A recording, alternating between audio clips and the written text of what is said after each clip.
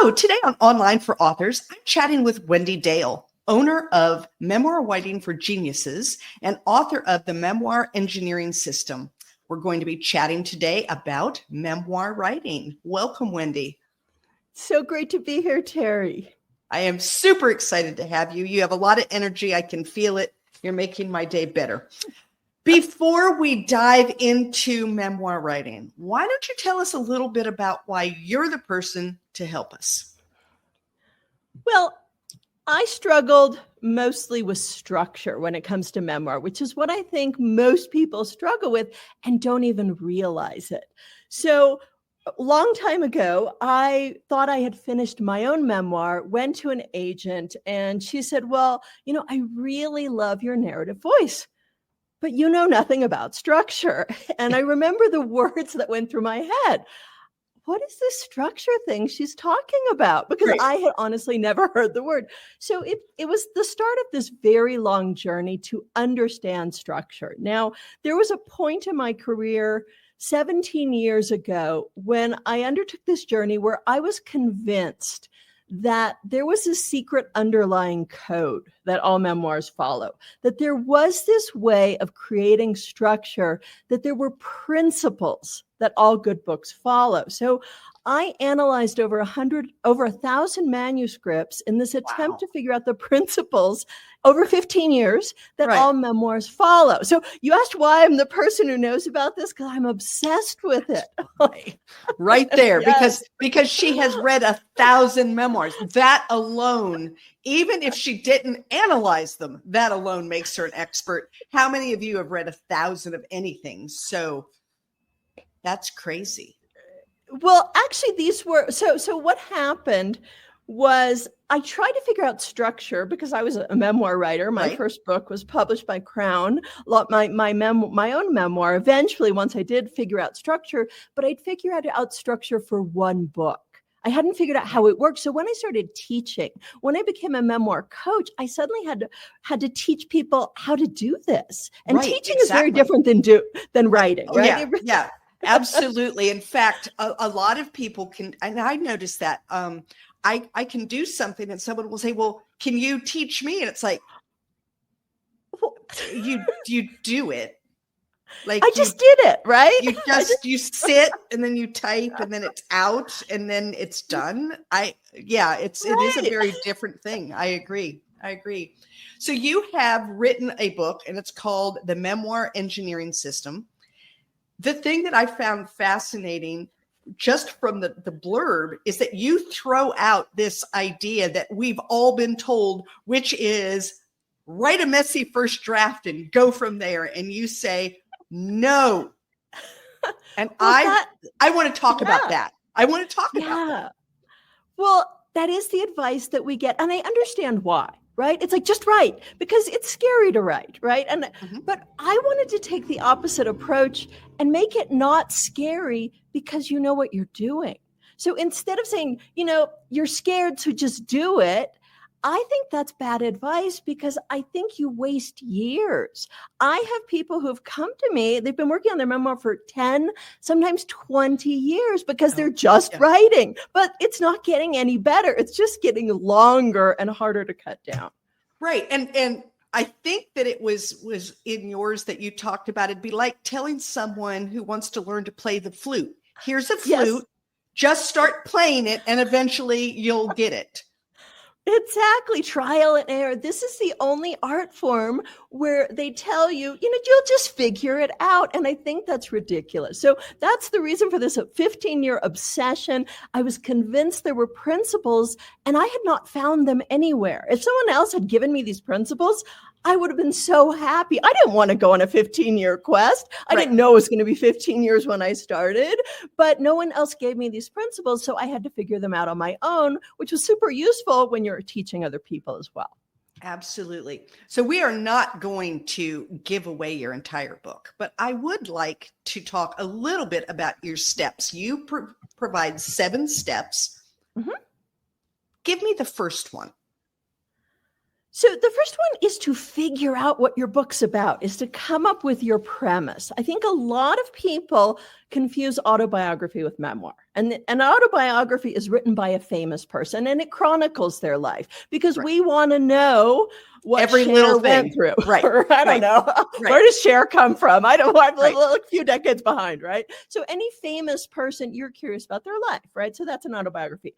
Normal people like us, no one really cares, right? And so the challenge for a memoirist is to take what really happened to you and make it feel like a novel. And this is really hard to do, right? It feels like what you remember happening is plot. It does, right? That's the story of what happened to me. Well, from a reader's perspective, it just isn't. So anyway, I'm getting off track. Though you asked to get back to your question, what is the first step? It is to know what your memoir is about. It is to come up with a premise. It is not to tell us the story of your life, but to tell us the story of a period in your life, or to look through your whole life through a particular lens, such as my obsession with cross-stitching, right? So that might cover your whole life, but you're telling me a particular story. Right. So I'm not telling you pieces and parts that have nothing to do with cross-stitching. And I'm only right. Okay. Right. Yeah, I get that. That does make sense because, as you said, I wrote a memoir. My husband and I rode across the United States on a tandem bicycle. And so it was definitely just those 3 months. And it was along the lines of things I learned about life and living adventurously.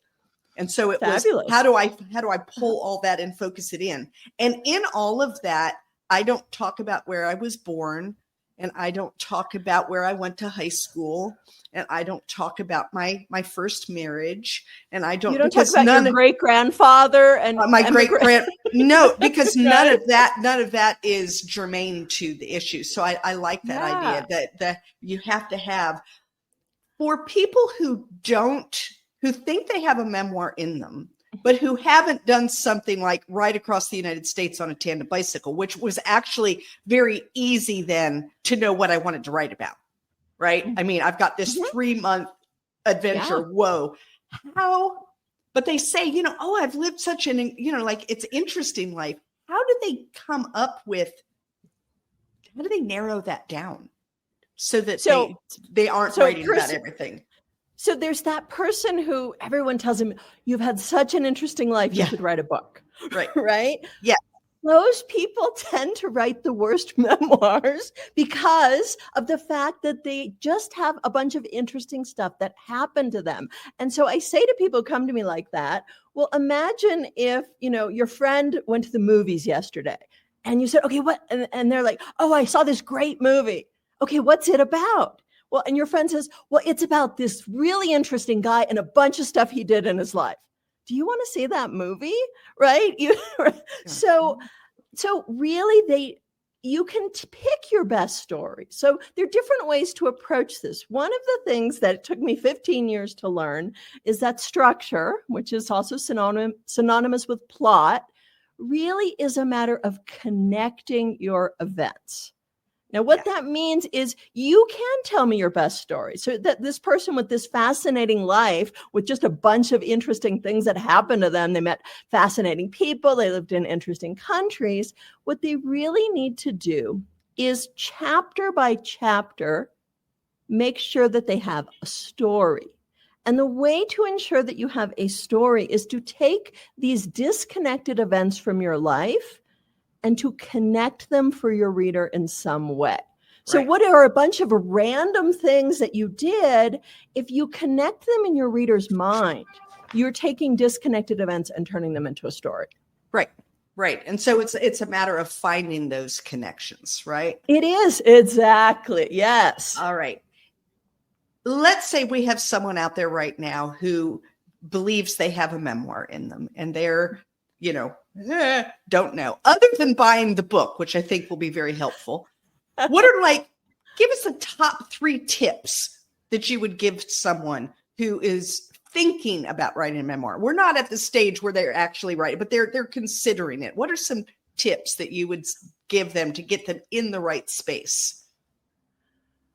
So I would say the first thing is to figure out what your book is about, to Right. understand that it's not an autobiography. The second tip comes from an error I see a lot. And I see that people think that a memoir is them writing down their memories. And the result is what feels like a lot of description of their life, right? So one of the things I say to my clients is, a stranger doesn't care about your life. And that, it sounds cruel, but it's true.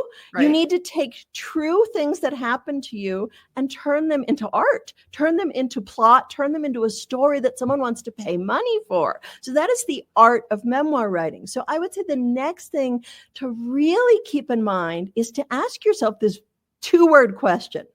What happened? Now, why is that such an important question? Because people have the tendency to say, well, I spent my childhood, I spent my summers with my grandmother, and it was a very peaceful time in my life. And we would go, bake cherry pies, and then we so you're describing your life. Mm-hmm. So plot begins with things happening, and right. Things happen at a particular point in time. So one day my grandmother and I started baking cherry pies. And what happened, right? And so that solves this huge issue that I see people make. They describe their life. They just write it all down the way they remember it. But you really need for things to happen. And that right. is the first step to creating plot. So I would say, yes, you need a premise for your book. You need to ask yourself what happens. And the third thing I would say is you really need an outline before you begin writing. Now, I hate outlining. I'm not an outliner. Yeah. You're not an outliner. You hear me, right? I hate outlining. And it took me so long to come around to this point of view that if you outline, you will save yourself years, right? And when you put it to me that way, this little time investment in outlining the book and figuring out your story before you write it, it's so important in memoir writing in a way that I think it's not as important in fiction. So yeah. That was my third tip. So as a fiction author, I am very much a pantser, where I just have like an idea, like a minuscule idea, and then I just start writing it and I see where it goes. And you have fun. Right. With the memoir, it did take more thinking about, I went through the blog that I kept the whole way, and I said, okay, what are some lessons that I learned? And I wrote those down. And then I looked at those lessons and I said, can any of those be like combined together? There's too many here. Well, yeah, that one and that one go together. This one, really, I don't even have any great stories for. Get rid of that one. Then once I had those down, then I said, okay, think about the stories that would go with those. Mm-hmm. And so I thought about the different stories from this trip, and sometimes my life that also talked about, like, I'd been learning this for some time, but it finally came together on the trip. Right. So I got those down, and then it was like, now what order do I put these things in? Exactly. Yeah. I think people think, and I thought this myself, oh, how hard can it be to write a memoir? It's just a bunch of stuff I lived through. Oh, do you agree that it's harder than fiction? It is hard. Well, I don't know that it's harder than, but it's very different from. And so fiction for me comes rather naturally. I don't know why, but I enjoy it, and I can sit down and I get story ideas and my characters talk to me, and it seems to be just, it flows. And memoir writing, it felt, I don't know, it just felt more stop and start. I didn't have characters talking to me because it's me. Right. Well, and it is so counterintuitive because it should be easier. You have everything that happened to you. Right. With fiction, it's this constant having to make things up, having to create something out of nothing, which actually I think turns out to be easier than having all the information and having to scrape away until what is left over is plot. That is much more difficult than starting from zero and creating what is necessary as you go along. Right. And I think the other thing is if you're writing a memoir, at least for me, I wanted to be true. I mean, I didn't, you can take a little bit of creative license, but relatively it needs to be what happened. And so you're trying to stay true and make the story move forward. And it's like, oh, how am I going to force that through? And it's tougher. Yeah. So other than don't write a first messy draft, like that's not the way to start. What are some things that people should avoid doing when writing their memoir? So we've talked about, like, don't do the messy draft and don't start from I was born on October 7th, 1963 and go from there, right? What other things do we need to avoid? So I was kind of talking about describing your life. Yeah. On the page, you really need to make sure things happen. A huge mistake I see, and I've made all these mistakes myself. So I'm really passionate about fixing these mistakes because I'm fixing my own book in the process. Right. So is thinking that what you lived through is plot, right? Especially with a travel narrative. It's so easy. And I made this mistake to think about all the stuff I did is plot, and it's just not from your reader's point of view. So I teach readers that the two components you need, I teach my clients, the two components you need are scenes and transitions. It took me, again, 15 years to figure out these are the principles. These are the two components that create plot in your memoir. So you need to think of what happens in your book is going in the scenes. And the way you connect your scenes is with the transition in between. And the writing is very different. And if you mix up the principles that each of these components follows, your plot will not work. Your reader will get frustrated. So if your reader is getting confused or frustrated, it's usually because they don't understand why the scene they're reading, what it has to do with the scene they just read. It feels like random stuff you did. So the biggest mistake I see is people thinking that their life is plot, and it's just not. And so one of the things that I'm really proudest about my system is that it breaks up a person's memories and forces them to turn it into these components that create plot. I love that. I think this would have made my entire thing so much easier. Yes. For me, I think that I had a little bit of an advantage because I kept a blog the entire way across the United States. So I could go back to the things that I had said day by day by day. Lots of it was totally not going in a memoir because nobody cares that we rode 42.3 miles on the 8th day of our ride. Like, no one cares unless you were following us and you wanted to know on that day. You're not going to go back and care about that. And so it was kind of easy to say, well, none of this stuff matters. But this kind of does. And I didn't really discuss that too much, but there's a whole thing that happened when we went up over that bridge and ended up on the major highway and all the things, right? Which is, like you said, a scene of, me standing on the top of this bridge that you can feel shaking with 6 lanes of traffic that we're not supposed to be on, people yelling the F word at us, and me trying to breathe deeply to force myself over the rest of this bridge, right? That's the plot. Whereas how many miles we rode that day and where we had lunch didn't matter. Oh, exactly. This is something people really struggle with. Right. Is it so important to them? Right. And so there's also this problem that people have when they're trying to write their memoir. It's like, well, I want to write this story about baking, or I want to write this story about, I don't know, the time, this huge argument that I had with my husband, right? Let's say, right. And they're like, oh, so they start to write it and they're like, oh, but in order for you to write this, you have to understand that we're living in Minnesota. We're no longer in Ohio. Okay. But in order to understand why, so they their brain goes in circles. And in order to understand why we're in Minnesota, you need to know my husband lost his job. Well, and so they go in circles. And they really none of that matters. Yeah, and none of that matters. Exactly. Yeah, because the argument that you had could have happened in Minnesota or Ohio. And if it really matters that your husband lost his job, you can say something like, I had a fight with my unemployed husband. We now know he's unemployed and you can just move on, right? I had a fight with that bum of a husband of mine. Right. You really do have to sit and think about what matters. And it's not that hard, actually. And so I help people with this. I tell people that you need to know why your scene exists before you write it. And that really helps eliminate all of this. Oh, but you have to know this and this and this and this and how old I am. And I have a master's degree. And no, stop. Right. Right. So know what is going to happen in your scene at the end. And that is what you are writing toward. And if it's not getting you towards what's going to happen at your scene, which is giving that scene a reason to exist, leave it out. Your reader doesn't care. I know you care, but your reader just doesn't care. Right. In fact, I've told people, because I've had a few people say to me, I wanted to know more about your ride.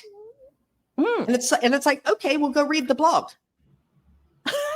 Right. Like it has everything. Like you can go read every single day. That's not what this is. This is not a travel log. This is not on day one, because that's not what I was writing. Because, and I, like I said, I did that in the blog because there were people who were kind of following us and wanted to know how our day was going, etc. That was for a whole different kind of read. That was for people who every day or every 2 or 3 days would sit and catch up and find out like where we were and what we were doing. But this was more about what did I learn about life? Well, and memoir is this emotional journey. I have a lot of people who also worry that their book is too boring, right? And I think that's actually less of an actual problem. I compare memoir more to literary fiction. Which is character-based, which is based on the writing itself. You don't have to have twists and turns. You're not writing a detective novel, right? And so it really is based on insights on the prose itself. You have to have structure. So I compare structure to the structural engineering in a house. If you don't have structure, your house isn't going to stand up. But you just need some beams to hold it together. People are so worried. Oh, do I have the right plot? I tell them, just have any plot. Just you put your beams in place because most people have no plot. They have no, they don't, it's just a bunch of random stuff they did, which isn't plot. So I tell them, we need some plot. It's almost binary. It's either working or it's not. It's not the best plot, right? But you want the best prose. So if you don't have structure, no one's going to notice your gorgeous prose because they're going to be frustrated. They're going to say, why is the author telling me this? They're going to get mad at you, right? So if you have that structure, right now, the prose is what makes them actually love the book. So spend your time writing beautiful, emotionally affecting prose. Your plot just needs to make sense to a reader. It doesn't have to be out of this world. It just has to help you move along so that you have a clue why you're on chapter 3 now. Right? It really has to let them know what this scene has to do with the one they just read. That's really it. That's it. And as long as it does that, then now it's about the emotion that you bring into it. I agree. Absolutely. Yeah, I love that. I have read several memoirs for this podcast. Some of them are real good and some of them are passable.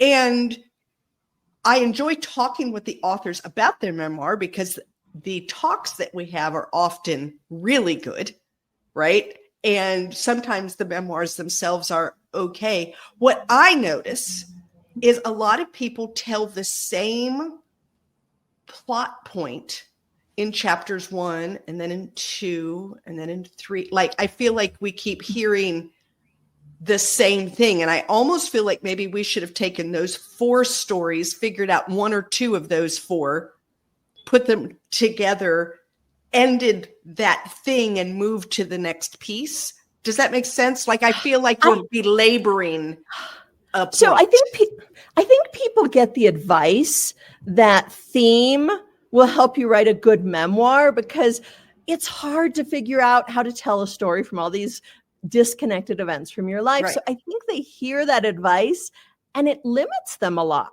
I don't use theme. What I tell people is we want stories on a chapter by chapter basis. And but each chapter is somewhat related to the chapter that came before it, but you're connecting your scenes on a chapter by chapter basis. And that really makes for a great memoir. Right. And that's what I notice is sometimes I feel like I've gotten chapter 1 4 or 5 times now. Do you know what I'm saying? Like, okay, I get it. I got it.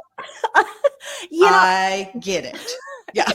It can be a problem. Yeah, I see that a lot in illness memoirs. It's kind of like, and I go to the doctor again, and then I go to the doctor again, and then I go to the doctor again, right? Well, and I've also noticed it in memoirs where a woman is getting out of a bad relationship. And I understand that sometimes that doesn't happen all at once, but you leave him, you leave him, you leave him, you leave him. And it's kind of like, okay, at some point, are you leaving him? Like, I need to know, right? And I get it. Having been in a bad relationship, I get that it does not happen in one fell swoop. One day you wake up and you say, oh, I'm done with this. That's not the way it works. But in a memoir, it needs to feel a little more that way, even if you're giving stories that show that it didn't happen all at once. Absolutely. And there's a good fix for this. In fact, it's one of, what is it, step number 3, if I'm not mistaken, that I teach, is that one of the first steps you need to do, why it's important to create an outline, is to figure out the chronological phase of each chapter. So that way your story is always moving forward. So you can solve a lot of plot problems really quickly by creating this outline. So that's one thing I teach people to do. What are your phases that you go through so that your chapters are already different from one another? You could have 3 chapters about trying to escape this relationship. Maybe you have more, but they're different in some way. It's not the same scenes over and over. It doesn't feel like you... I don't know. And like I said, this is not in any way, I recognize that getting out of a bad relationship is a difficult thing and can take multiple tries before you get it figured out. But when writing a memoir about it, it needs to be less torturous as we read. Well, and you can have multiple tries, but they need to be expressed in a different way. Emotionally, you need to be in a different place. Right? And that can help change. So each chapter feels different, even if you're doing the same thing. The writing is very different. The tone is different. You feel differently about this relationship than you did 3 chapters earlier. Right. Absolutely. Absolutely. All right. What do you have going on in your own writing world right now? Are you writing anything? No. I only teach people to write. You're only teaching now. She's done. So you have your own memoir, and it's called what? It's called Avoiding Prison and Other Noble Vacation Goals, which I just love that title. I know. I should say I say it so seriously, right? So I have my own memoir out. You asked, what am I working on? I'm really devoted to being a memoir coach, and it kind of takes up the same brain space, and it's really hard to do both, to be honest with you. And I love helping other people do this. So fantastic. So hey guys, to keep this conversation going, head on over to Novels and Latte Book Club on Facebook. There you will have an opportunity to win a digital copy of the Memoir Engineering System. Tell me something you liked or learned in this conversation, and you will be in the drawing. Wendy, if someone wanted to get in touch with you, to work with you about memoir, to ask you a question once they've read your book, how do they do that? What's the best way to reach you? So a fast way to find me is to go to freememoirclass.com, which will send you to my website. My website is geniusmemoirwriting.com. And sign up for your free 7-part class or send me an email. Fantastic. And I'll have that in the show notes, guys. I would highly recommend this book, especially if you are considering writing a memoir, or you're in the trenches and you have no idea where to go from here. That I think this is going to be a really good fit for you. And Wendy, I want to thank you so much for being on my show today. Thank you so much, Terry. Thank you for listening to Online for Authors, where I, Terry M. Brown, author of character-driven fiction and host of the podcast, introduce readers to characters they'd love to invite to lunch. Tune in next Tuesday for another podcast episode.